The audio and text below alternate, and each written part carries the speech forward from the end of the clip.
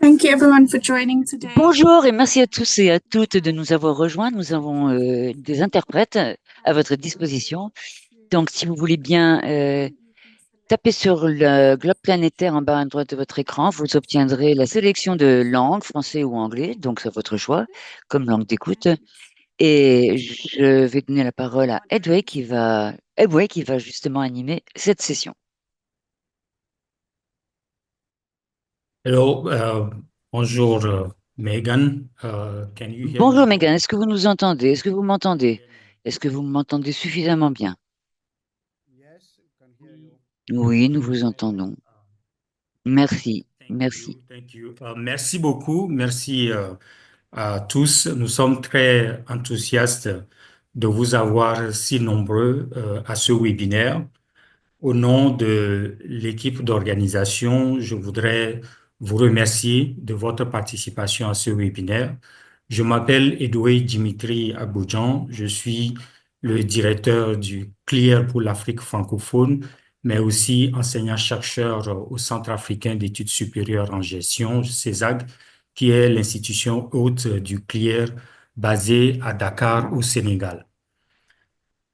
Le CLEAR francophone fait partie du réseau des centres CLEAR qui forment avec l'École nationale d'administration publique du Canada les partenaires de mise en œuvre de l'initiative mondiale d'évaluation, le GEI, qui organise ce webinaire en partenariat avec l'Académie internationale d'évaluation, représentée ici par son président Ian Goldman.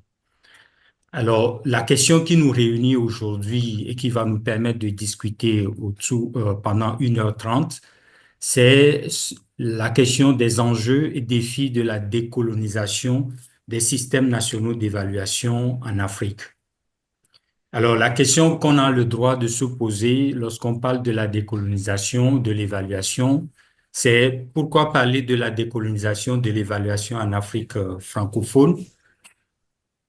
Près de 65 ans après les indépendances de ces pays, puisque la majorité des pays ont eu leur indépendance en 1960. Il me semble qu'il y a trois raisons fondamentales pour parler de la décolonisation, de l'évaluation en Afrique francophone. La première grande raison, c'est l'évolution d'un certain nombre de considérations théoriques que nous allons aborder, mais aussi des évolutions politiques et des questions techniques qui se posent aujourd'hui autour de l'évaluation en Afrique d'une manière générale et plus précisément en Afrique francophone. Sur le plan des considérations théoriques, nous sommes actuellement en train de mettre en œuvre les ODD qui ont mis l'accent sur la nécessité de ne laisser personne pour compte, donc d'avoir une approche inclusive et durable aux politiques de développement. Et en Afrique particulièrement, l'agenda 2063 a mis l'accent sur la nécessité de définir l'Afrique que nous voulons à travers les politiques publiques. Donc, il y a déjà là une préoccupation de créer des cadres beaucoup plus endogènes à la mise en œuvre des politiques publiques.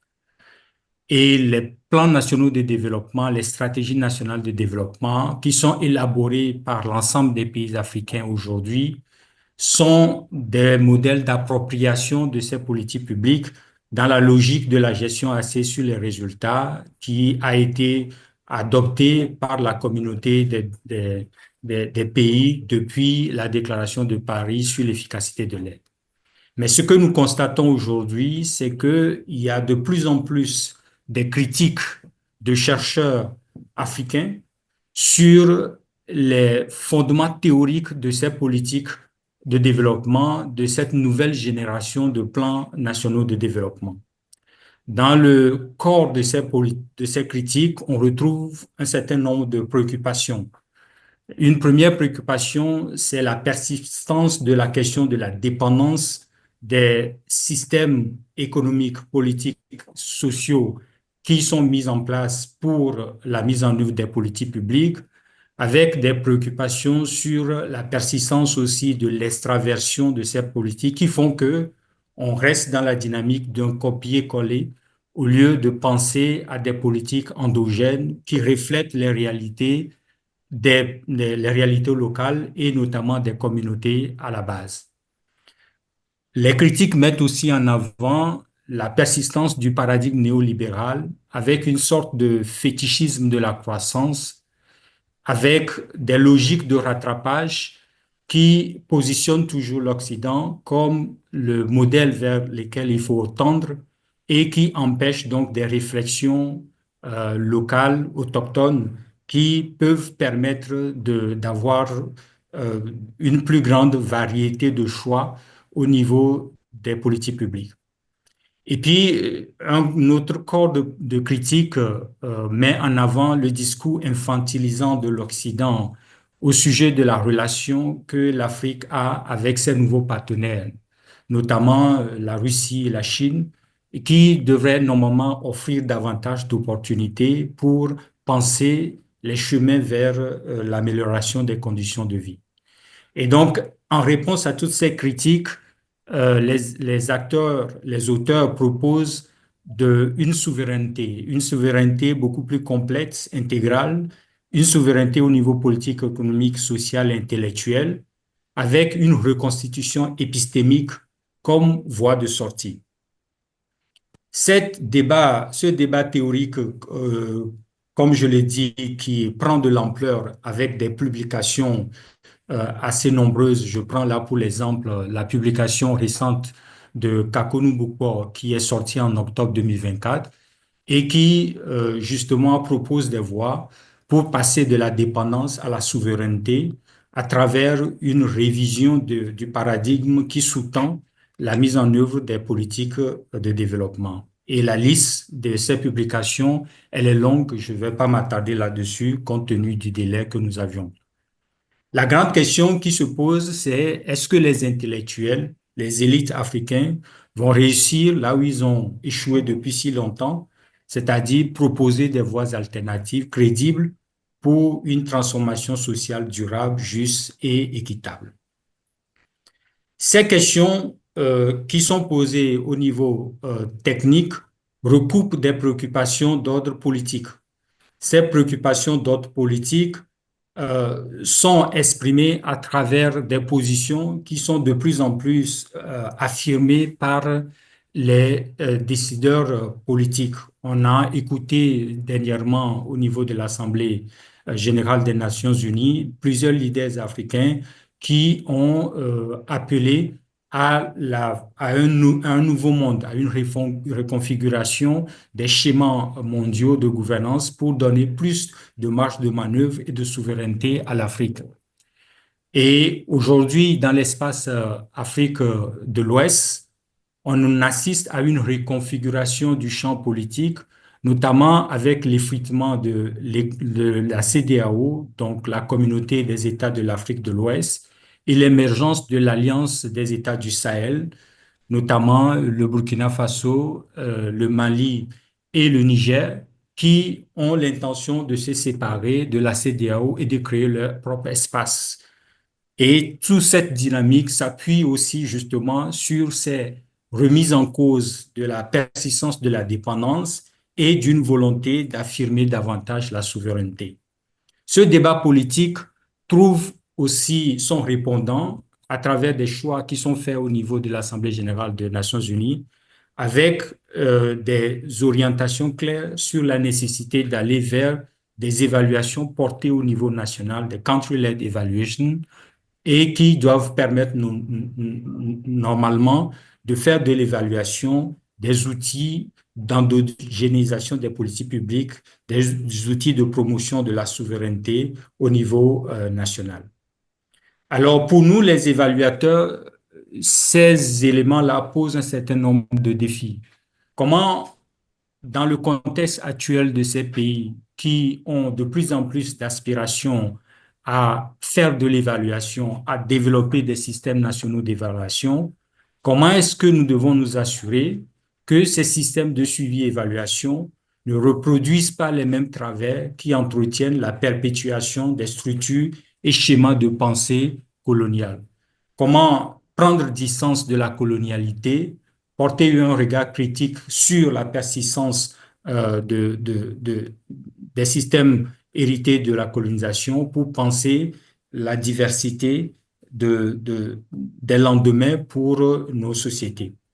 Comment optimiser l'utilisation de l'évaluation dans le cycle de décision des plans nationaux de développement et surtout quelles innovations méthodologiques en matière d'évaluation pour des politiques publiques plus décolonisées, plus durables, plus responsables vis-à-vis des communautés à la base. Ce sont là quelques questions qui se posent à nous, communauté d'évaluateurs, et auxquelles nous voudrons répondre à travers ce webinaire. Alors, nous avons la chance dans le cadre de ce webinaire d'avoir des personnalités qui travaillent sur ces questions et qui vont nous apporter leur point de vue. Et nous aurons dans un deuxième temps une phase de discussion, de questions-réponses avec vous pour recueillir aussi vos avis et entrevoir des moyens de mise en œuvre de cet agenda. Alors, dans un premier temps, nous allons donner la parole à Candice Morkel qui va nous apporter une clarification des concepts et des perspectives théoriques sur la décolonisation de l'évaluation. Et à la suite de cela, on va écouter Madame Tokozil Moulaïwa de l'Afrique du Sud qui va parler du cas de l'Afrique du Sud et ce qui est en train d'être fait aujourd'hui en Afrique du Sud pour justement décoloniser le système national d'évaluation. À sa suite, nous allons écouter Monsieur Abdoulaye Gounou, directeur général de l'évaluation des politiques publiques au Bénin, qui va aussi partager l'expérience du Bénin. On aura l'occasion ensuite d'écouter M. Yann Goldman, qui va, dans la perspective de l'Académie internationale d'évaluation, nous exposer quelques applications concrètes de la décolonisation, de l'évaluation dans différents contextes du continent. Et cela va nous permettre d'arriver à la discussion qui va nous permettre de vous donner la parole pour exprimer vos points de vue. Et on aura, à la suite de cette discussion, on donnera la parole à Monsieur Dougan Fraser, le manager du GEI, qui va nous donner les précisions, les engagements du GEI en faveur de cet agenda et cela nous permettra de conclure ce webinaire en toute beauté. Alors, restez avec nous parce que sans plus tarder, je vais donner la parole à Candice Morkel. Candice Morkel, c'est le directeur du CLIER pour l'Afrique francophone, l'Afrique anglophone, pardon. Elle est aussi directrice de l'IPDETS, donc un programme de formation en évaluation reconnu à l'échelle internationale qui est mis en œuvre à partir de l'Université de Berne en Suisse. Candice Morkel est aussi enseignant-chercheur en suivi et évaluation à l'Université de Wyss en Afrique du Sud et il a plus de 25 années d'expérience dans l'accompagnement des gouvernements et de la société civile pour le renforcement des capacités et des systèmes de suivi et évaluation. Elle a à son actif plusieurs publications, dont une publication récente qui a été faite avec Yann Goldman et Tocqueville et moi-même sur cette question justement de la décolonisation des systèmes nationaux d'évaluation. Et donc, dans sa perspective, elle va nous permettre de comprendre de quoi nous parlons quand nous parlons de la décolonisation de l'évaluation. Donc, sans plus tarder, je vais lui donner la parole. Candice, the floor is yours. Thank you. Merci infiniment, Edoui. Et bonjour à tous et à toutes.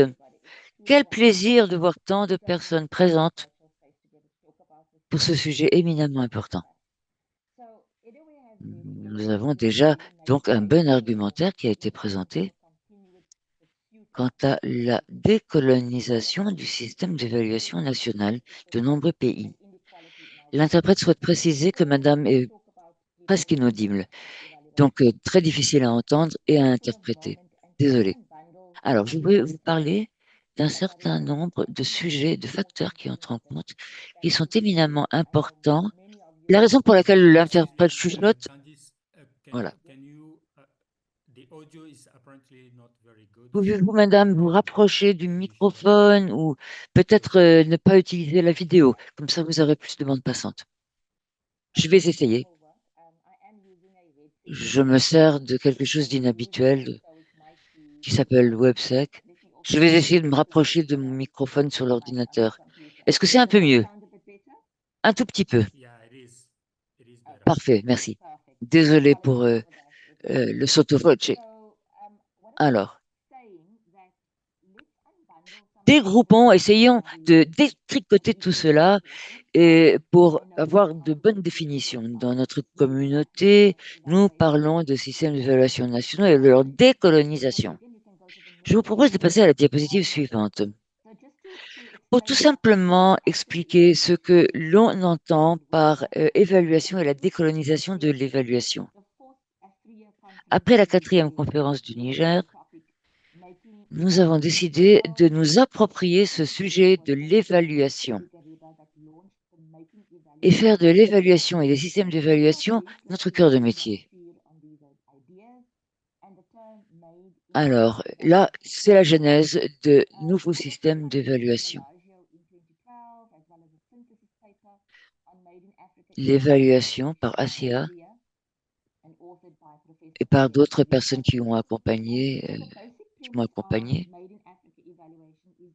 nous sommes arrivés à la conclusion que l'évaluation doit contribuer au développement d'un pays et aussi des particuliers, des citoyens, tout simplement.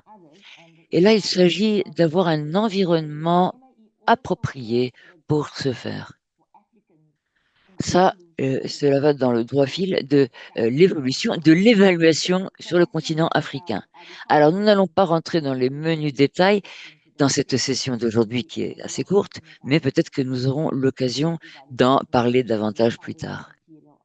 Alors, lorsque l'on parle d'évaluation autochtone, indigène, plutôt autochtone en français, eh bien là, il y a eu pas mal de travail fait dans ce domaine, essentiellement en Nouvelle-Zélande, au Canada et dans d'autres régions et pays.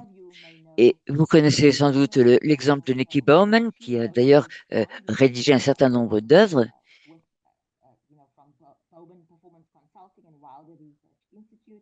Et dans leur ligne directrice et dans leurs conseils qui sont promulgués, des informations et des définitions sur ce que cela veut dire que des évaluations autochtones.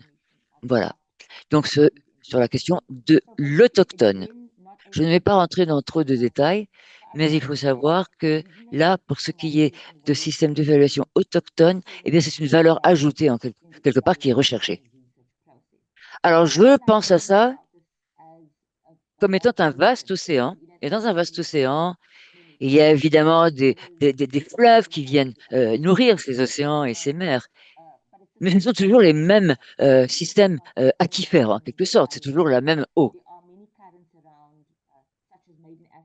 Quand on parle de décoloniser les évaluations, il y a beaucoup de courants. Il y a fait en Afrique et d'autres courants qui vont vers l'océan pour transformer l'évaluation. Transparent suivant. Pourquoi est-ce qu'il faut se focaliser sur les institutions? Pourquoi nous tous ici, pourquoi est-ce que nous parlons de décoloniser les systèmes nationaux d'évaluation? Et je pense que le document a été distribué. J'espère que vous avez eu l'occasion de le lire, ou bien vous pourrez le lire après ma présentation.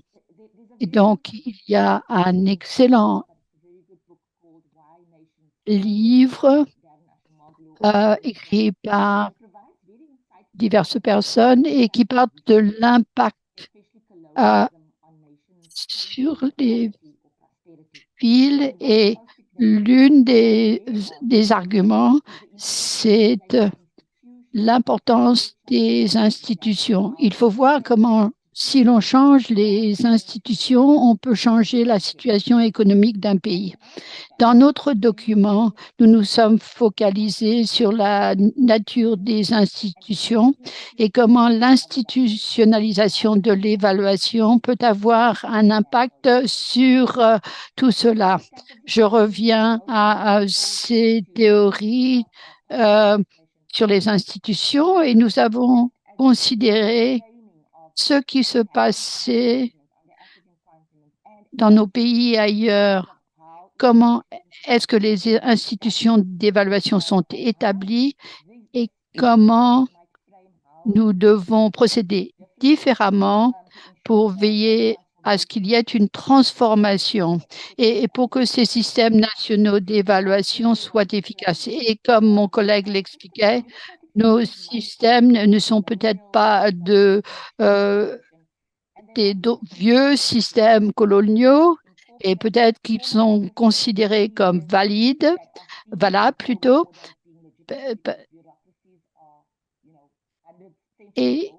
Mais en fait, nous avons copié des schémas coloniaux. L'interprète s'excuse, mais le son est très bas. Et nous avons commencé à réfléchir sur tout cela pour dire qu'il ne fallait pas assumer que la façon dont les institutions d'évaluation ont été établies était la meilleure façon pour avoir des bonnes évaluations pour la prise de décision. Nous disons qu'il faut transformer ces institutions d'évaluation pour qu'elles soient plus adaptées à la situation sur le terrain, une situation autochtone. Donc, nous avons considéré les analyses des divers systèmes nationaux d'évaluation. Nous avons Et bien entendu, nous sommes entrés dans beaucoup de détails que je ne peux pas mentionner ici, mais je tiens à vous donner une idée de la façon dont nous avons considéré ces systèmes nationaux d'évaluation. Nous avons considéré des études de cas et nous avons considéré des chapitres et je ne vais pas entrer dans le détail, mais parce que mes collègues vont en parler. Mais le premier cadre porte sur le fait que les systèmes bureaucratiques devraient tenir compte des deux types de réflexion. Ce que nous disons, c'est qu'il faut donc apprendre, voir des exemples de systèmes nationaux sains,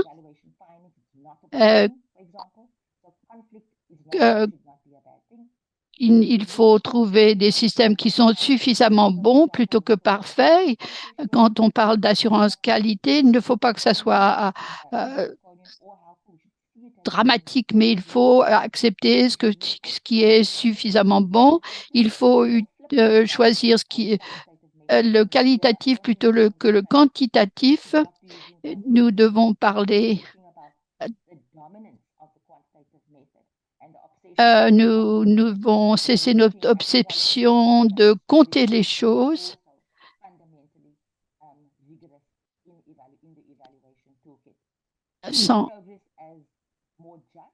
Et donc, l'audio est vraiment très mauvais. Ainsi, nous devons être objectifs. Par exemple, dans le cas du Bénin,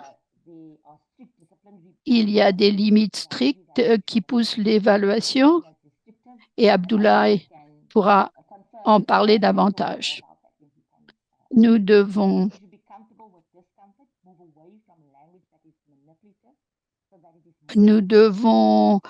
avoir un langage qui soit plus acceptable pour les dirigeants. Il faut quelquefois changer le langage des rapports pour que ce langage montre plus d'appréciation. Et nous devons considérer les communications dans divers médias et finalement aller lentement pour aller rapidement ensemble. Et nous devons Parce que quelquefois, si les évaluations sont trop rapides, cela devient un obstacle pour avoir des évaluations efficaces. Et puis, le deuxième cadre que nous avons utilisé est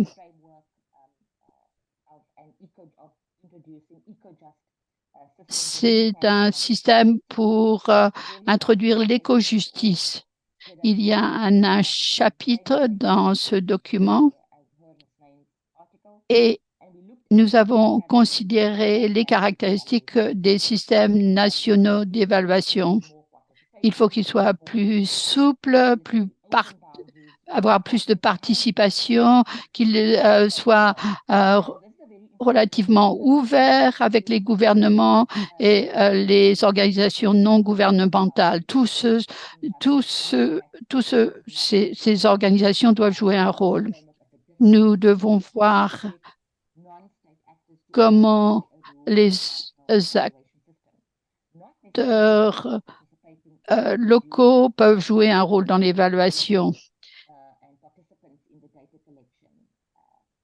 Et en fait, comment être sûr que toutes ces parties prenantes peuvent participer à la conception du système national des évaluations. Nous devons avoir des valeurs de coopération, des avantages. L'objectif doit évoluer, même dans un contexte qui devient plus large et complexe. Et les processus doivent être basés sur des principes plutôt que des règles. La résilience, l'interdépendance, plutôt que l'homogénéité et la prévisibilité. Donc, ce que ces cas nous disent, c'est que c'est différent de ce que les systèmes bureaucratiques sont. Et je pense que je vais vous montrer je vais donner la parole à un collègue pour qu'il puisse parler de la façon dont cela s'est appliqué à l'étude des cas. Je vous remercie. Merci, Candice. Je pense que c'est une présentation qui est source d'inspiration sur ce que les évaluations de décolonisation signifient et comment on peut mettre l'accent sur les institutions et comment nous devons réfléchir aux institutions pour les améliorer, pour que le système soit plus souverain. Donc, nous allons maintenant voir deux études de cas, une étude de l'Afrique du Sud et l'autre du Bénin. Et je vais inviter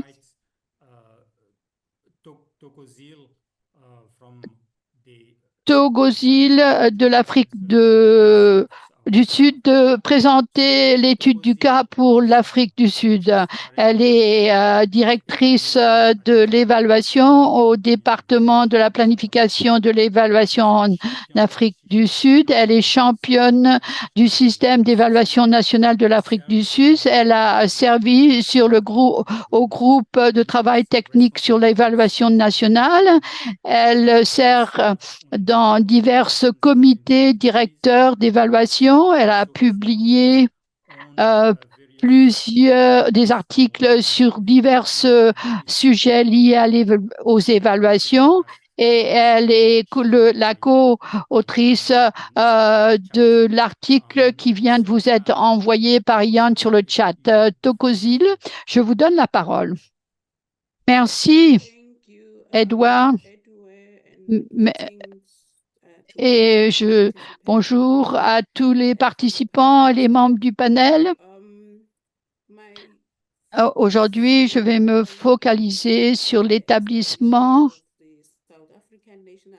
du système national d'évaluation de l'Afrique du Sud et la démarche en ce qui concerne la décolonisation de ce processus et les leçons que nous avons tirées de tout cela. En ce qui concerne l'établissement de ce système national d'évaluation, le NES, il a été lancé en 2011 par le département de la planification, du suivi et de l'évaluation, et à la suite de la nécessité de disposer de meilleures données pour éclairer la planification, la budgétisation et l'élaboration de politiques en Afrique du Sud. Nous avons suivi un processus selon lequel nous avons appris d'autres exemples, notamment l'exemple du Mexique et de la Colombie, et le processus a été un processus consultatif. Lorsque nous avons établi le cadre de la politique nationale d'évaluation, nous avons nous sommes allés à plusieurs ateliers, nous avons consulté les parties prenantes et nous avons eu la participation de l'Association sud-africaine de suivi et d'évaluation. Et nous avons suivi une approche apprendre en faisant. Et donc, nous avons commencé par des évaluations pilotes en 2011. Et ces évaluations pilotes ont guidé la création d'outils tels que des lignes directrices et des systèmes d'assurance qualité. Donc, l'objectif principal du NES était de renforcer la capacité du gouvernement à évaluer les programmes et en tirer des enseignements pour améliorer la vie des citoyens. Et nous avons donné la priorité à un système axé sur l'apprentissage plutôt qu'à des approches punitives de la responsabilité et la collaboration entre les services gouvernementaux afin de garantir l'appropriation et la mise en œuvre efficace des recommandations. En ce qui concerne les caractéristiques structurelles de ce système, c'est un système à plusieurs niveaux qui incorpore divers niveaux de gouvernement. Nous utilisons des comités de pilotage, d'évaluateurs pairs pour assurer que les évaluations répondent aux normes de qualité minimales définies. Et nous voulons décoloniser le système. Comme Candice l'a dit, l'Afrique du Sud a été une des études de cas inclus dans le document qui a été partagé avec vous sur le chat, et nous avons constaté qu'en Afrique du Sud, nous pouvions faire face au conflit parce que le département responsable faisait partie du comité de pilotage et le département avait l'occasion de marquer son accord ou désaccord avec les résultats de l'évaluation et faire des remarques sur les recommandations faites. Et l'autre approche a été d'avoir des acteurs non étatiques d'impliquer, et dans certaines mesures, nous avons eu des représentants de la communauté dans les comités de pilotage et pendant le processus de consultation. Et nous avons diverses méthodes en ce qui concerne l'évaluation. Nous avons encouragé des méthodes qualitatives et quantitatives afin de saisir les diverses perspectives. Nous avons mis au point des lignes directrices en matière d'inclusion pour avoir l'égalité du genre, tenir compte du changement climatique, de la santé des écosystèmes, et nous avons exigé que ces critères soient intégrés dans toutes les évaluations menées en Afrique du Sud. Et désolé, je viens d'ouvrir, le vent souffle, mais nous sommes passés d'un système sur la basé sur la conformité à un système mettant l'accent sur l'amélioration et la pertinence contextuelle. Un processus de co-création a été adopté en impliquant multiples parties prenantes. Nous avons fait des efforts pour intégrer les systèmes de connaissances autochtones, bien que cela reste limité dans la pratique. Quels sont les défis en ce qui concerne cette approche de décoloniser notre système d'évaluation? Cela inclut l'implication limitée des voix de la communauté dans la conception de l'évaluation, dans l'interprétation des données et la prise de décision. Et il y a une dépendance persistante à l'égard des cadres d'évaluation occidentaux, par exemple les normes du CAD de l'OCDE, ce qui limite l'adaptation locale. Quels sont les facteurs entravant la décolonisation de ces systèmes en Afrique du Sud? Eh bien, nous avons des défis structurels et financiers, par exemple des réductions budgétaires qui ont eu un effet sur la qualité de l'évaluation. Il y a eu des changements de direction. Lorsque les transitions ont lieu au niveau de la direction, cela affaiblit la continuité et la mise en œuvre de pratiques établies. Et puis, les problèmes systématiques incluent une gouvernance descendante. Le système reste fortement influencé par des structures bureaucratiques néocoloniales et il y a un engagement limité des citoyens. Les populations marginalisées sont rarement impliquées dans les processus de décision, les comités de pilotage des évaluations ou la validation des résultats.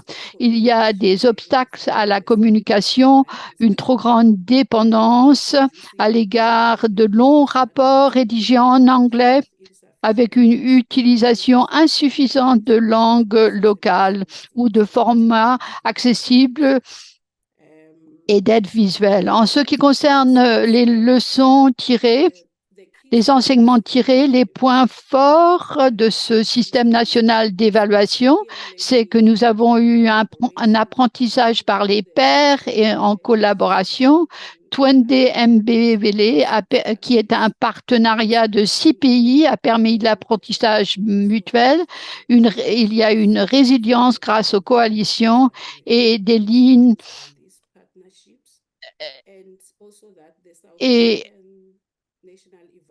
et le système national d'évaluation de l'Afrique du Sud a été résilient, bien que nous ayons des défis en raison de la répartition du leadership et en raison des partenariats avec des organisations telles que SAMEA.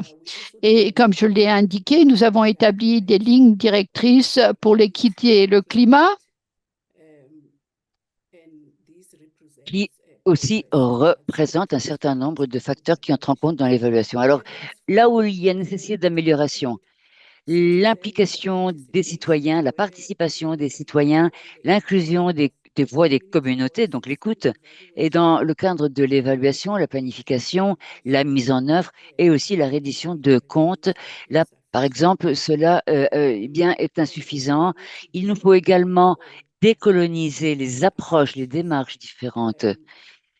Là où on met l'accent surtout sur les systèmes de savoir autochtones, la culture et des méthodologies qui seraient pertinentes dans ce cadre, dans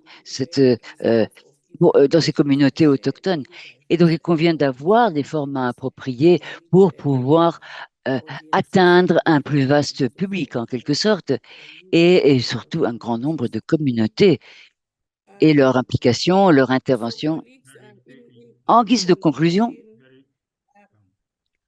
je vais tout simplement passer à la conclusion. Je voulais tout simplement préciser qu'à l'heure actuelle, nous menons une étude afin d'informer le passage en examen du cadre de politique nationale et d'évaluation.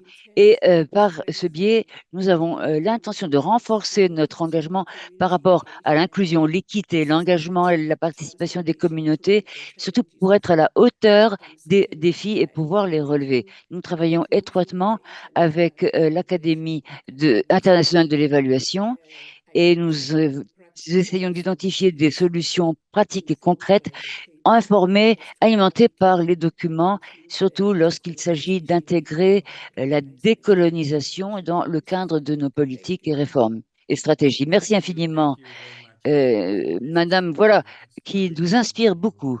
Et vous avez parlé de solutions tout à fait pratiques et concrètes pour améliorer les systèmes nationaux d'évaluation qui soient moins colonisés ou pour les décoloniser, mais les difficultés, les défis sont quand même assez importants et cela, évidemment, entrave le processus. On en apprendra davantage avec l'expérience du Bénin et c'est pourquoi je voudrais à présent inviter Monsieur Konou à bien vouloir présenter le cas du Bénin.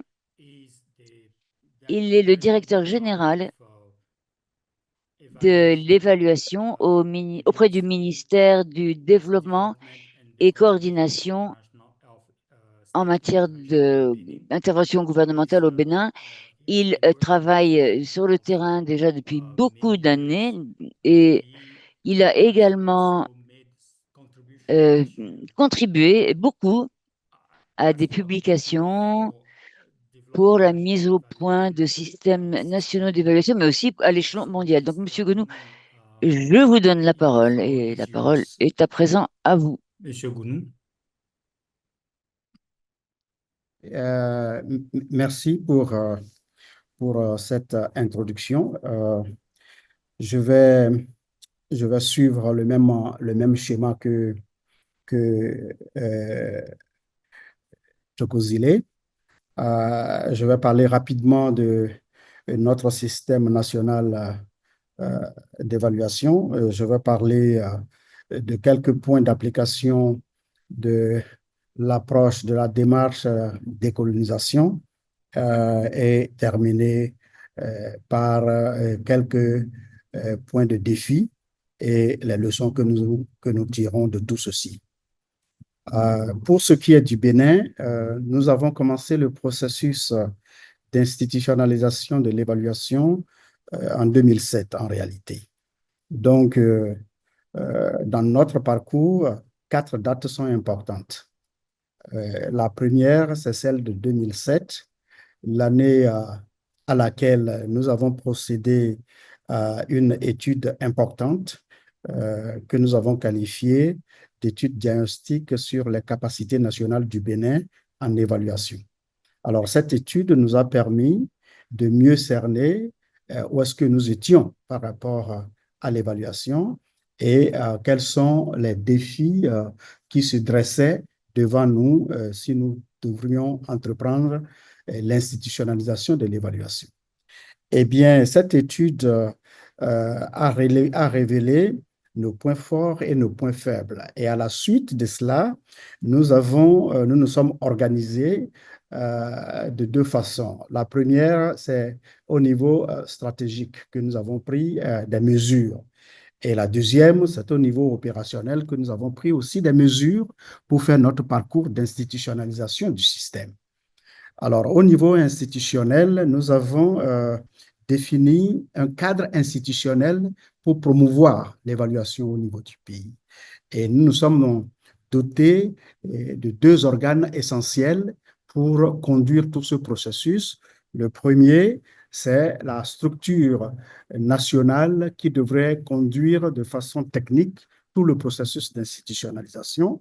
Et le deuxième organe, c'est le Conseil national de l'évaluation qui fait office de garant, n'est-ce pas, de tout le processus qui allait se dérouler. Et donc, au niveau opérationnel, vu les résultats de cette étude diagnostique, nous avons élaboré un certain nombre d'outils pour nous permettre d'entreprendre le voyage. Et donc, la deuxième date, c'est celle de 2012. celle de 2012 nous a permis de doter le pays d'un document essentiel dans ce processus d'institutionnalisation. Et ce document, nous l'avons appelé la politique nationale de l'évaluation. Alors, dans cette politique, il a été défini la vision globale du pays par rapport à l'évaluation, les objectifs que nous poursuivions et la mission qui devrait être dévolue à l'ensemble des acteurs qui ont été identifiés à l'occasion de l'étude diagnostique pour finalement dire les choix retenus par le gouvernement du Bénin en matière d'évaluation. Alors, cette politique nationale, nous l'avons appelée politique nationale de la première génération, parce que nous sommes actuellement à la deuxième génération. Dans cette première génération de politique nationale, le pays a fait le choix de mettre l'accent sur les évaluations de gestion, en fait, les évaluations de processus pour nourrir les prises de décisions rapides pour ce qui était de l'activité gouvernementale.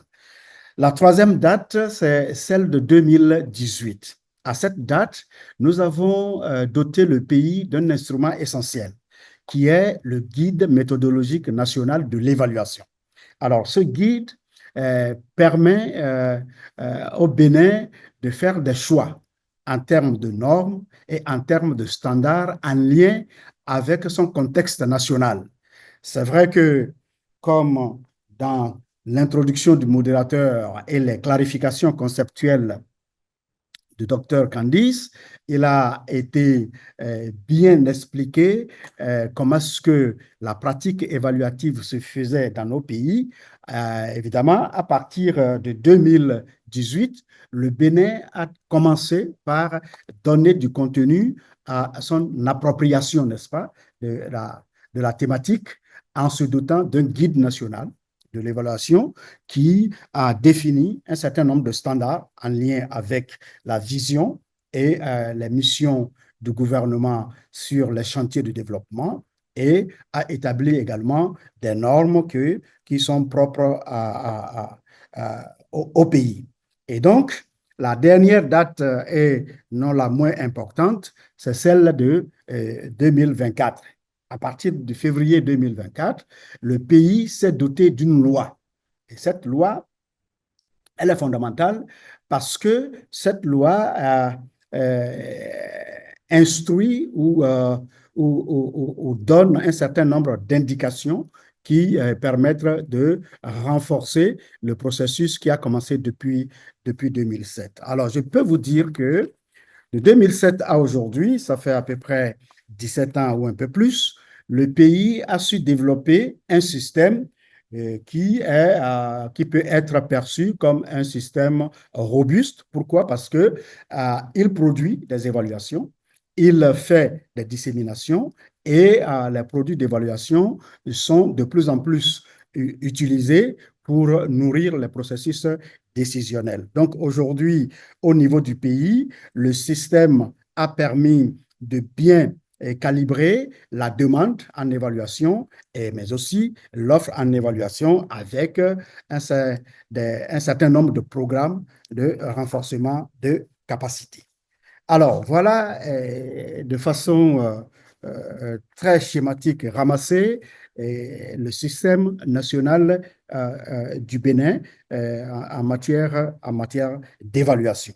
Et donc, ce système, il est généralement représenté par un schéma, ce schéma que nous appelons le schéma du cadre institutionnel de la mise en œuvre de l'évaluation. Et à travers ce schéma, on voit que c'est un système qui a été construit et mis en place suivant une approche participative, parce que le schéma du cadre institutionnel qui met en relief les deux organes dont j'ai parlé, c'est-à-dire l'organe qui doit conduire tout le processus et animer l'ensemble du cadre et l'organe qui doit garantir la qualité du processus que nous avons appelé le Conseil national de l'évaluation. Vous verrez que autour de ces deux organes gravitent tous les acteurs au niveau national qui ont été identifiés par l'étude diagnostique et chacun avec son rôle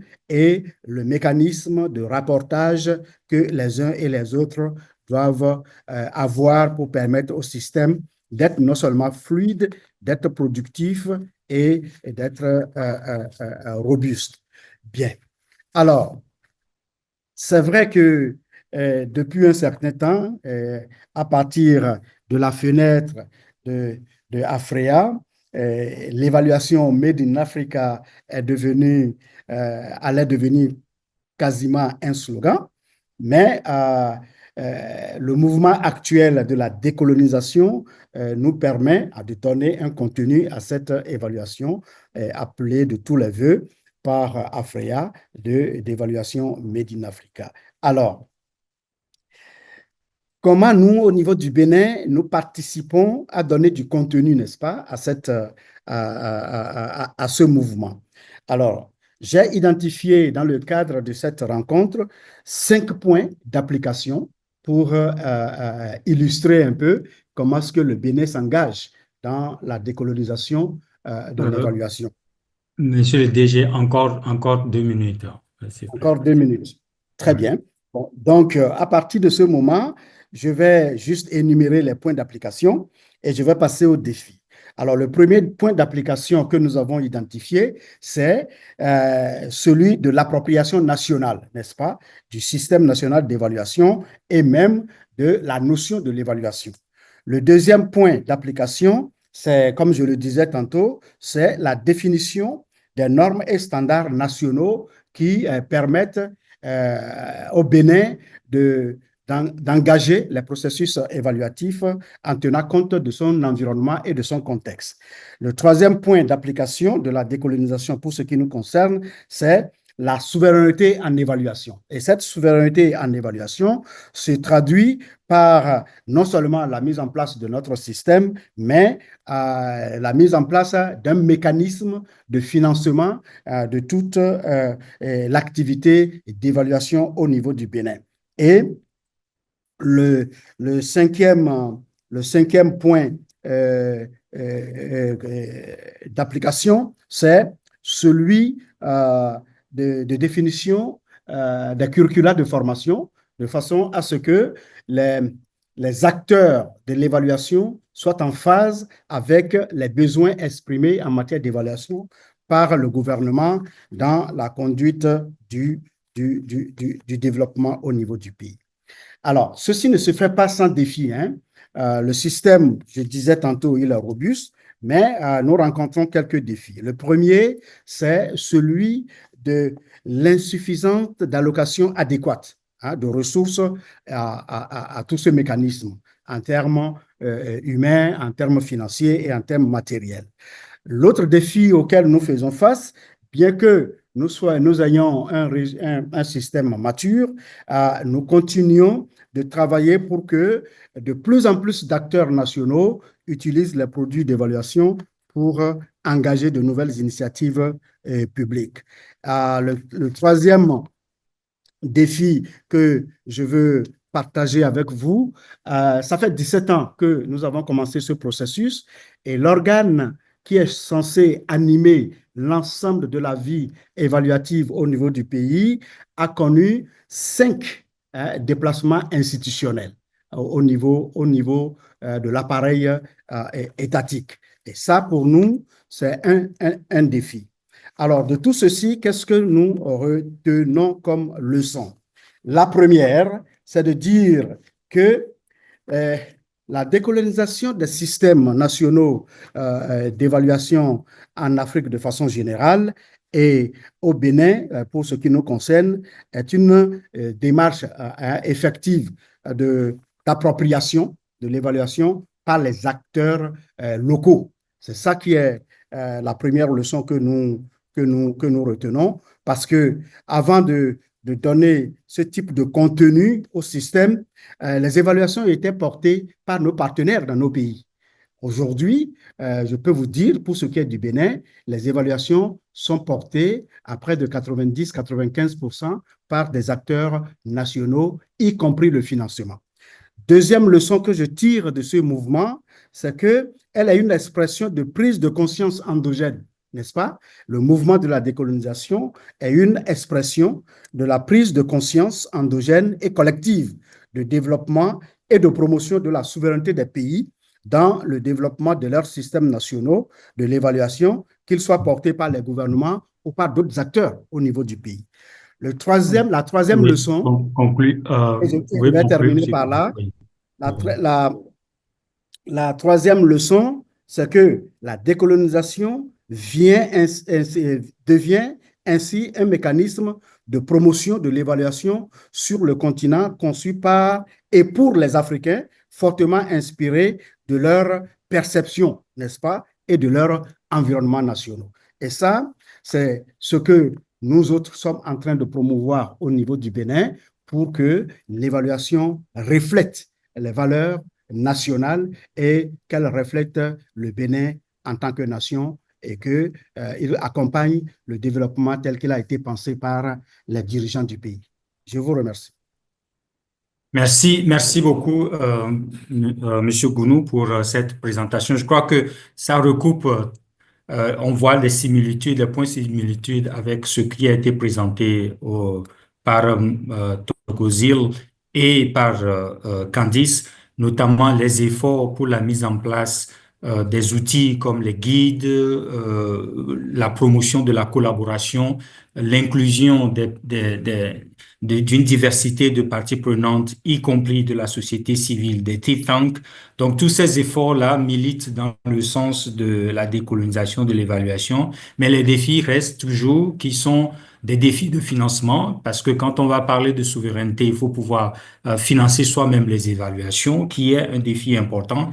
Et un autre défi très important, c'est la question de comment est-ce qu'on arrive véritablement à intégrer les connaissances locales endogènes, les modes de production de connaissances endogènes dans les processus d'évaluation.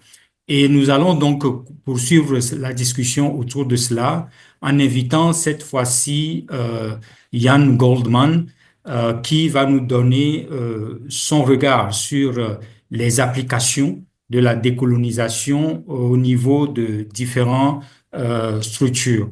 Donc, Jan Goldman, pour rappel, est le président de l'Académie internationale d'évaluation. Il est conseiller en évaluation et professeur à l'université de Cape Town. Il a été directeur général du département de planification, de suivi et évaluation en Afrique du Sud, où il a travaillé notamment à la mise en place du système national d'évaluation de l'Afrique du Sud. Il est fondateur de Twendembele, qui est un cadre de partenariat entre des pays qui sont engagés sur le renforcement du système national d'évaluation. Il est membre de plusieurs conseils d'administration, notamment le conseil d'administration du SAMEA, donc de l'Association sud-africaine d'évaluation. Monsieur Goldman, vous aviez la parole.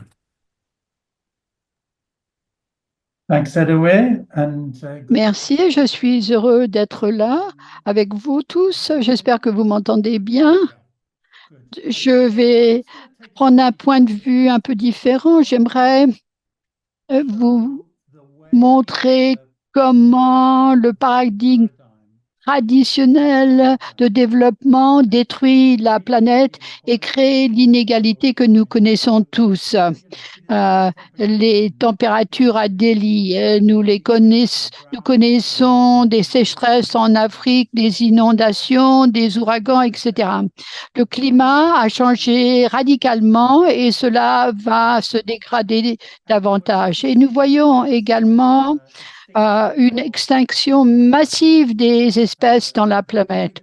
On parle de la 6e extinction massive qui menace l'existence des êtres humains. Nos aliments dépendent des insectes, des abeilles, etc. Si l'extinction a lieu, nous à détruire la vie.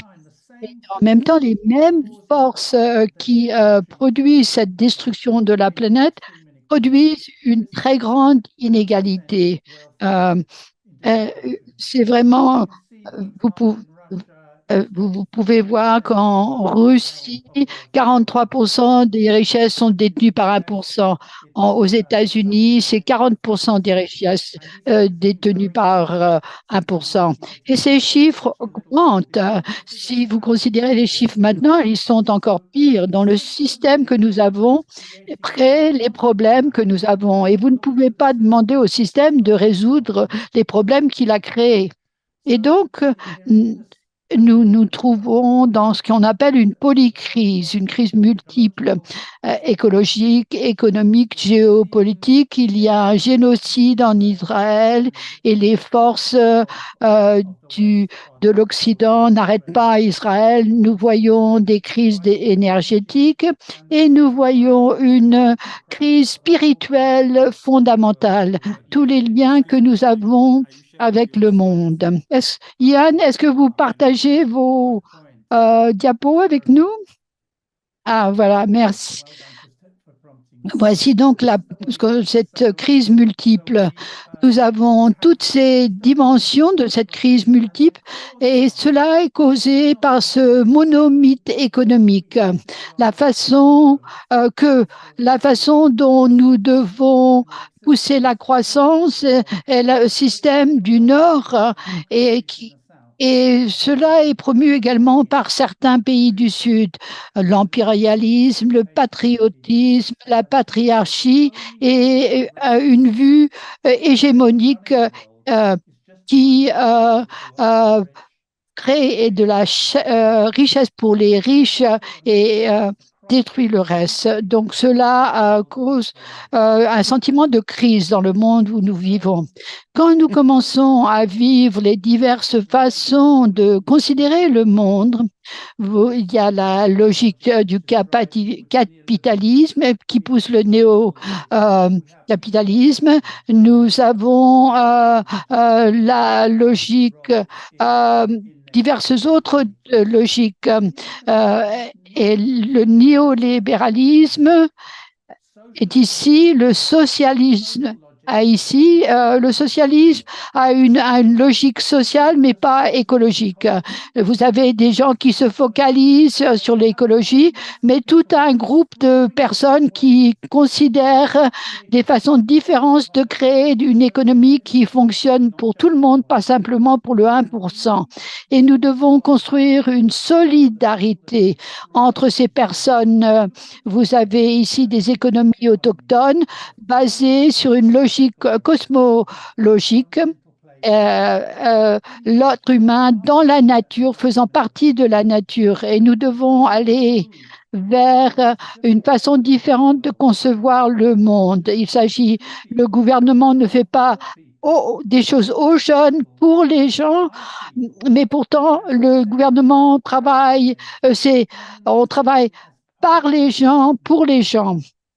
Et on n'agit pas séparément de la nature. Il faut trouver la façon de changer les mentalités pour pouvoir fonctionner de cette sorte. Sinon, l'humanité ne va pas survivre. Qu'est-ce que cela signifie pour l'évaluation? Nous devons faire face à cette multiple crise. Nous devons changer les esprits qui a l'obsession de la croissance. Où l'on exploite les habitants et les planètes. Il faut passer à l'idée de la croissance pour qui? Pourquoi? Et un avantage pour toutes les espèces, non pas simplement pour les êtres humains. Maintenant, les êtres humains et les animaux domestiques représentent 96% de tous les mammifères sur la planète.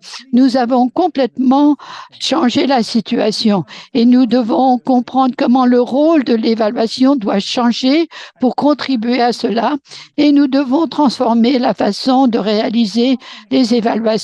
Il y a des exemples. D'autres académiques travaille sur un processus d'avenir à 3 horizons, voir comment nous pouvons avoir des évaluations à l'avenir qui ne soient pas passives, mais qui soient un agent de transformation. On a parlé des lignes directrices sur l'égalité, la viabilité environnementale et dans l'évaluation.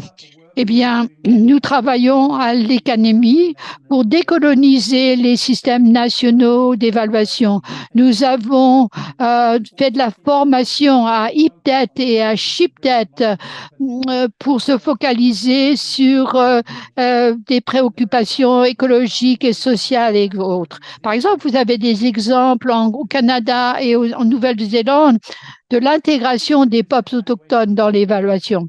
Donc, que nous devons faire? Nous devons utiliser des plateformes comme VOPES, IDEAS, et nous devons mener des expérimentations. Mais nous devons savoir que les questions sont tellement essentielles qu'il faut changer la trajectoire du développement d'une destruction à une régénération.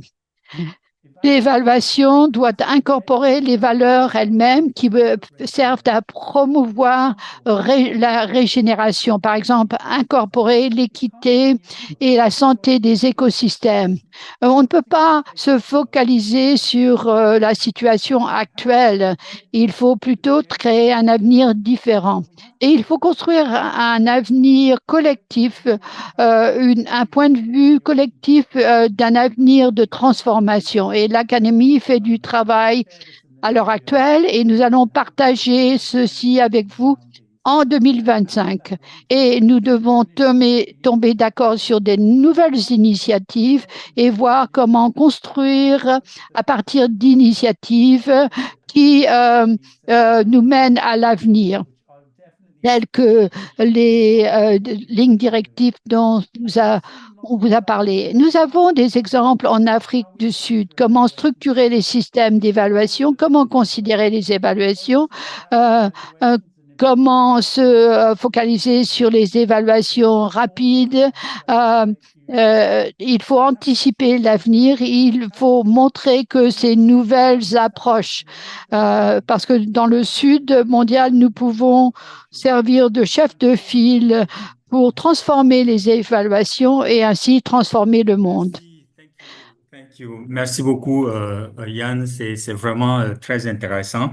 Je retiens le dernier élément que tu as proposé. La décolonisation de l'évaluation, c'est aussi l'opportunité pour le Global South, pour les pays du Sud, de proposer une autre manière de penser notre commun, notre devenir ensemble, notre avenir en tant qu'humanité, en replaçant l'être au sein de la nature et en sachant que nous devons apporter des réponses qui permettent d'améliorer les conditions pour la grande majorité et non pour juste une petite minorité. Et pour ça, on doit faire face à une crise de redéfinition, de remise en cause, de repenser un peu les systèmes dans lesquels nous travaillons parce que ce système est productif d'inégalités et est la cause des problèmes que nous sommes en train de vivre.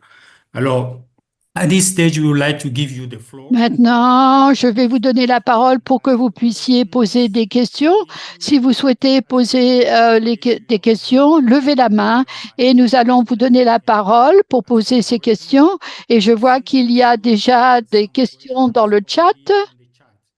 Une question aux orateurs est est-ce que la terminologie de décolonisation n'est pas trop forte? Ne pensez-vous pas qu'il faudrait plutôt parler de sensibilité au contexte dans l'évaluation plutôt que de parler de décolonisation? Voilà une question posée sur le chat et je pense que nous allons donner l'occasion aux orateurs l'occasion de répondre à cette question. S'il n'y a personne qui lève la main à ce stade. Donc, avant de voir si participants vont lever la main. Je vais donner la parole à Candice pour répondre à cette question. Est-ce que la décolonisation est un mot trop fort? Merci, Edoé. Oui, ce n'est pas la première fois qu'on me pose cette question et j'ai deux choses à dire à cet égard. Tout d'abord, le mot décolonisation est presque devenu un slogan depuis 5 ans, etc. Et nous devons être très prudents. Il faut protéger ce que l'on entend par ce mot. Et voilà un défi que nous avons. Est-ce que nous avons bien défini ce que nous entendons par décolonisation de l'évaluation? La deuxième remarque que je pourrais faire, c'est que l'évaluation a été un grand exercice dans le continent africain et dans le sud mondial en général. Et l'on a considéré ce modèle d'extraction du développement. Et donc, l'évaluation sert ce type de développement.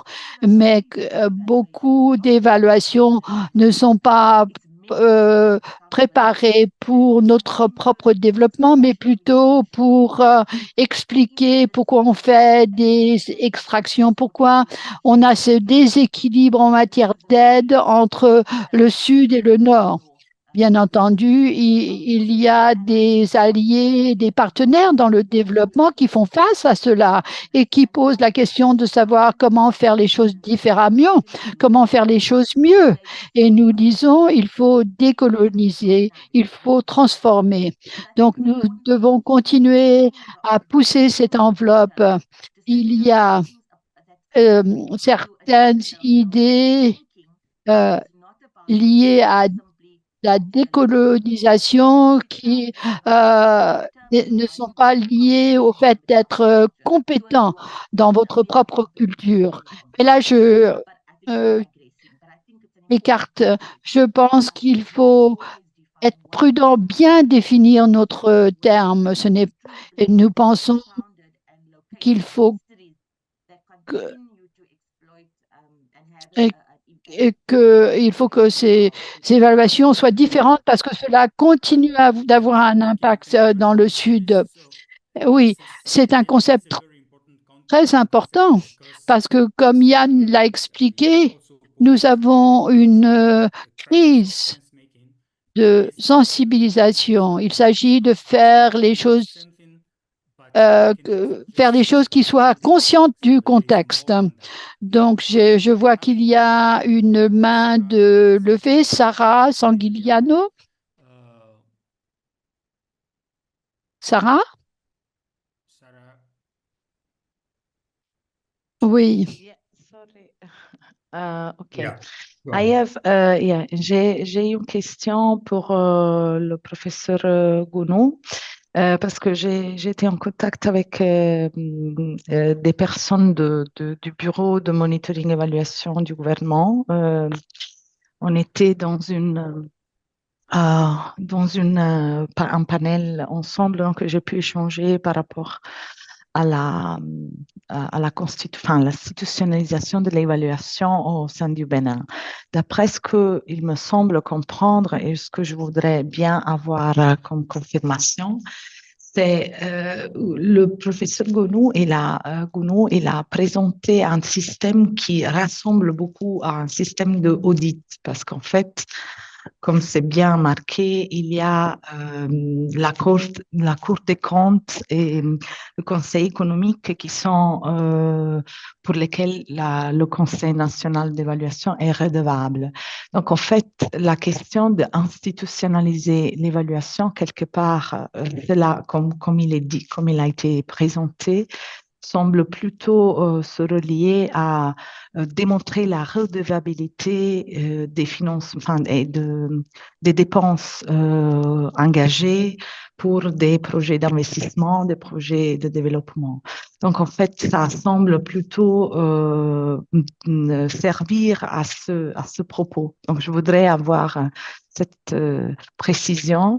Et donc, à partir de là, ça détache un peu de tout ce que c'est l'approche qualitative d'une évaluation. Donc, rentrer dans l'analyse des produits délivrés, des résultats, et donc aller plus au-delà de ça, de l'impact. Donc, ça semble plutôt affervir à des propos qui se rassemblent un peu aux audits financiers, si on peut les appeler comme ça. Parce qu'en fait, une évaluation institutionnalisée peut perdre quelque part, si on la considère en tant que telle, en gros, on peut perdre un peu sa objectivité, indépendance, etc. Donc voilà, je voulais avoir ces clarifications par rapport au système qu'il a expliqué et par rapport au focus qui a été donné, et aussi ces considérations par rapport à une évaluation institutionnalisée. Merci. Merci beaucoup. Donc, la question, c'est pour Monsieur Gounou. Il aura l'occasion de répondre tout à l'heure. There are two other questions. Il y a deux autres questions pour Yann et Candice. D'abord, comment mobiliser notre système de transformation qui évolue constamment? Ça, c'est une question pour Yann. Comment mobiliser nous-mêmes? Comment nous mobiliser pour soutenir la modification des évaluations? Et une question pour Candice.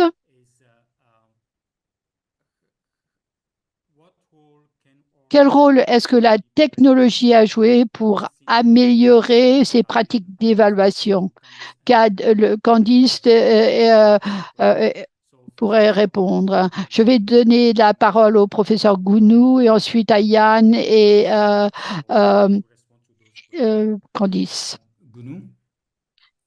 Merci beaucoup pour la question. Je crois que ce n'est pas exactement ce que j'ai présenté. Madame qui a posé la question, elle a peut-être discuté avec certains collègues dans d'autres activités, mais même ces collègues, nous n'avons pas cette compréhension assez réduite de notre système national d'évaluation. J'ai présenté un schéma global dans lequel j'ai émergé deux organes essentiels, l'organe de promotion de l'institutionnalisation de l'évaluation et l'organe qui garantit l'ensemble du processus.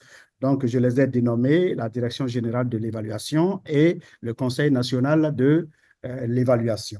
Alors, au Bénin, ce que nous avons fait jusqu'à maintenant, nous avons fait des évaluations qui nous permettent d'apprendre de la mise en œuvre de nos programmes et projets et de les améliorer et améliorer globalement les prises de décision en ce qui concerne les processus de développement. Ceci étant, nous ne sommes pas un système national qui promeuve l'audit au niveau du ministère de l'Économie et des Finances. Non, pas du tout. Nous sommes un système qu'on a construit avec des catégories d'acteurs dont le ministère de l'Économie aussi en est un. Bon, donc, les lois de la République donnent mandat évaluatif à un certain nombre d'acteurs, dont le gouvernement, dont l'Assemblée nationale, dont les organisations de la société civile, et tous ces acteurs-là ont la possibilité d'entreprendre des activités d'évaluation. Et donc, les évaluations qui sont conduites au niveau du Bénin par l'intermédiaire de ce système dont je parle sont des évaluations qui ne s'occupent pas que des aspects financiers des programmes ou des projets ou même des politiques mises en œuvre. Ce sont des évaluations, comme vous le dites si bien, madame, des évaluations dans toutes leurs dimensions d'apprentissage, dans toutes leurs dimensions d'amélioration de tous les processus qui sont en train d'être développés en matière de mise en œuvre des politiques publiques au niveau du Bénin. Et donc, si dans ma présentation, j'ai donné l'impression que nous ne faisons que des évaluations en lien strict avec les finances publiques de la République. Ce n'est pas exactement ce que nous faisons. Nous faisons des évaluations qui touchent tous les aspects de la gouvernance au niveau du Bénin. Et ça nous permet, comme vous le dites aussi, de faire de la reddition au besoin, pourquoi pas, puisque les rapports d'évaluation sont disséminés, sont partagés, sont discutés avec les décideurs, les gouvernants, et pour leur permettre non seulement d'apprendre de ce qu'ils sont en train de faire, mais d'améliorer pour le futur. Donc, voilà ce que je voulais dire. Mais c'est vrai, c'est vrai. C'est vrai aussi que dans la première génération de notre politique nationale de l'évaluation, le gouvernement a fait le choix, n'est-ce pas, de développer les évaluations de processus, donc de gestion, de mise en œuvre de nos politiques, programmes et projets. Mais c'est vrai aussi que à partir de la deuxième génération de notre politique nationale de l'évaluation, le gouvernement a constaté que nous avons fait du progrès, nous avons développé des outils, nous avons maintenant des acteurs nationaux qui peuvent conduire des évaluations. Eh bien, on peut ouvrir sur la dimension recherche, sur la dimension des évaluations d'impact et tout ce qui va avec. Et donc, à partir de cette nouvelle génération de notre politique, eh bien, on va faire de la recherche en évaluation avec des universitaires, avec tout ce qui va pour ce type d'activité. Donc, voilà globalement. Merci. Merci beaucoup. Très rapidement, on commence à être à court de temps. We are very limited in time now. So very quickly, Ian, to respond to the question, and then Toku, and then Candice, bien.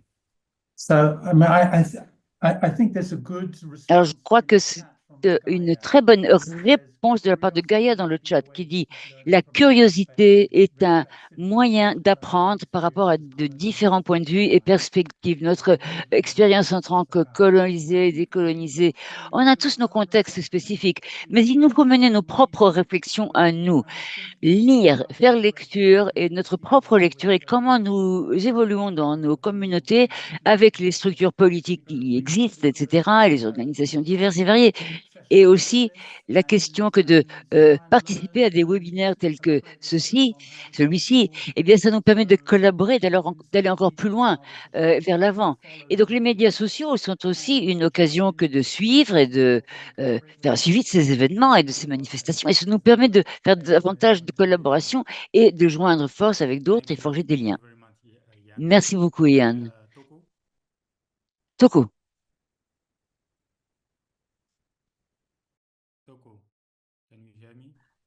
Toko, est-ce que vous m'entendez? Pardon, je n'ai pas entendu la question. Pouvez-vous la poser à nouveau? Oui, bien sûr. La question est comment est-ce que la technologie peut vous aider, peut aider à améliorer les systèmes et pour leur décolonisation. Décolonialisation, pardon. Alors, il me semble que au regard de ce que nous avons dit jusqu'ici, et dans ce cas, ce que nous voulons faire, par exemple, dans le cas de l'Afrique du Sud, dans le cadre de la décolonialisation, nous voulons faire participer ou impliquer davantage de communautés et qu'elles participent justement dans les évaluations et dans le processus d'évaluation, et donc les impliquer et qu'elles interviennent de plus près, les communautés. Pour le moment, nous n'avons pas encore réfléchi trop au rôle de la technologie, mais il est certain que la technologie a un certain potentiel par rapport à la décolonisation. Mais à partir de la base et sur le terrain, il nous faudra également tenir en compte, enfin, si oui ou non, les personnes que nous ciblons, enfin que celles-ci interviennent et s'impliquent dans le processus d'évaluation, ont bel et bien accès justement à tout ce qu'il faut et à la technologie, justement, si l'on veut se servir de technologie. Est-ce qu'il y a, évidemment, la technologie peut beaucoup aider, mais est-ce qu'il y a accès à la technologie? Et il nous faut tenir compte de la question de l'accès à la technologie, etc. Merci beaucoup, Toko. Candice, il me semble que si nous tenons compte des révolutions industrielles, par exemple, et de tout ce qui s'est passé dans le passé, l'exploitation, etc. L'exploitation sauvage à tous azimuts qui a été connue, évidemment, avant la colonialisation. Maintenant, nous sommes quelque part, nous avons tiré la courte paille quelque part, parce que euh, j'aime me servir des espèces de poches ou de créneaux, je crois que ça peut se faire, mais dans l'ensemble, en général, il faut faire preuve de prudence et surtout ne pas être victime non plus de la suite de la révolution industrielle et technologique ensuite, parce que cela va évidemment faire subsister un mauvais récit sur nous-mêmes. Donc, une plus grande transformation, une évolution conceptuelle, c'est ce sur quoi il faut se concentrer. Merci beaucoup. Merci infiniment, Candice. Eh bien, à présent, nous avons mentionné plus tôt que ce webinaire est organisé par le GEI, Global Evaluation. Et nous avons le grand plaisir d'avoir le directeur de cette initiative avec nous et je souhaiterais lui donner la parole. Donc, je donne la parole au directeur de Global Evaluation Initiative, GEI, par rapport à la décolonialisation de l'évaluation. J'invite Dugan Fraser à présent à prendre la parole, qui est le directeur général de GEI, et afin qu'il puisse parler de comment cette évaluation globale et évaluation pourrait nous accompagner et nous appuyer, étant donné la décolonisation et son processus. Dugan. Merci beaucoup. C'est un grand honneur pour moi de pouvoir m'exprimer ici. J'ai été fascinée par vos propos et vous êtes vraiment d'excellents intervenants et conférenciers. J'ai été vraiment très intéressée par tout ce que vous avez dit. J'apprécie beaucoup le fait qu'effectivement, le colonialisme, il a commencé il y a 500 ans et nous ne sommes que au tout début, au premier balbutiement, d'en reconnaître, d'en recueillir les effets. Il y a encore beaucoup de chemin à faire. Et c'est à nous de monter au créneau. Surtout pour être à la hauteur, il nous faut absolument monter au créneau. Et cette espèce d'itinéraire, de trajectoire a commencé par de petites étapes. Lorsque l'on parle de colonisation, décolonisation et d'évaluation, il nous faut nous doter d'une approche qui est dénuée d'exclusion. Et surtout que là, la pratique des affaires s'avère davantage technologique et tout ça. Si nous voulons avoir une approche décolonialisée de l'évaluation, il nous faut déjà comprendre ce qui existe dans les contextes locaux et ce qui est centré surtout être humain et nature et non pas rigide et qui est participatif et inclusif. Comment est-ce que nous arrivons du point A au point B? Et ce n'est pas pour dire que toutes les évaluations ont toujours été coloniales. Il y a toujours eu également des évaluations non coloniales. Mais ça n'a jamais été, le terrain n'a jamais été vraiment bien préparé comme il aurait convenu de le faire. Et sur cette trajectoire, sur cet itinéraire, il y a des points de départ qui sont essentiels. Et les points de départ les plus importants, essentiels, primordiaux, c'est qu'il faut l'appropriation par le pays, c'est une condition sine qua non de ces systèmes d'évaluation nationaux. Sans cette sine qua non, sans ce préalable, on ne pourra pas avoir un écosystème. Et c'est la première étape critique, cruciale. Il s'agit de souveraineté, il s'agit de pouvoir, il s'agit d'appropriation et de contrôle et de maîtrise. Et l'un des ingrédients critiques ici, c'est le financement. Et nous avons véritablement besoin de parler des divers moyens par lesquels les systèmes d'évaluation et les différentes instances et organismes qui œuvrent et qui évoluent dans l'hémisphère sud, eh bien, les systèmes et les organisations, les institutions, eh bien, sont sous-financés, ont peu de ressources, doivent se décarcasser pour obtenir des ressources, obtenir de la formation, exécuter. La mise en œuvre est toujours là où le bas blesse et les recommandations qui sont formulées, eh bien, il y a vraiment beaucoup de défis. Et là, dans le cadre du développement et ce récit et cette discussion, c'est très important. Nous constatons également que pour que la décolonialisation de l'évaluation est un moyen de démontrer une gouvernance autochtone. C'est une façon de donner du leadership à des autochtones. Et c'est une excellente opportunité pour nous. Et aussi au niveau de GEI, je suis attirée par les commentaires des différents intervenants. Comment positionnons-nous l'évaluation décolonialisée avec les formations, les relations que nous avons forgées et dans toutes les étapes niveau de notre travail. Au GEI, j'ai appuyé l'Office d'évaluation du PNUD et à la conférence sur les capacités en Chine. Ce qui émerge de tout cela est un plan d'action intéressant et il nous semble que le plan d'action de Pékin est un guide très utile sur ce à quoi ressemblerait la décolonialisation à un niveau mondial. Mais ici, le point important, c'est que chaque pays doit se l'approprier et aussi doit adopter un système d'évaluation qui leur est logique. Ce qui est clair, c'est que nous avons aussi plus de 300 personnes qui participent à ce webinaire et ce qui me montre que c'est une problématique qui est très importante. Je suis très reconnaissant vis-à-vis des personnes qui ont convoqué cette discussion, ce webinaire. Merci à tous ceux qui ont animé, modéré, Megan, Ian, tous, chacun. Merci de votre participation.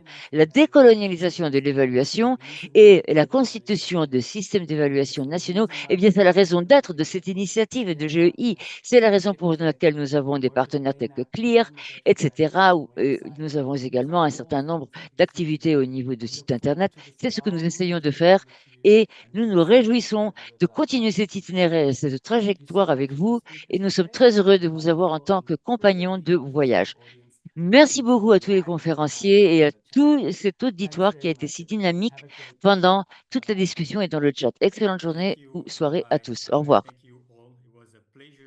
Merci, ça a été un grand plaisir d'avoir cette conversation. Merci Dugan de ses remarques, source d'inspiration. Et nous allons vous revoir lors du prochain webinaire GEI. Bonne fête à tout le monde, bonne année et nous allons nous rejoindre l'année prochaine. Je vous remercie.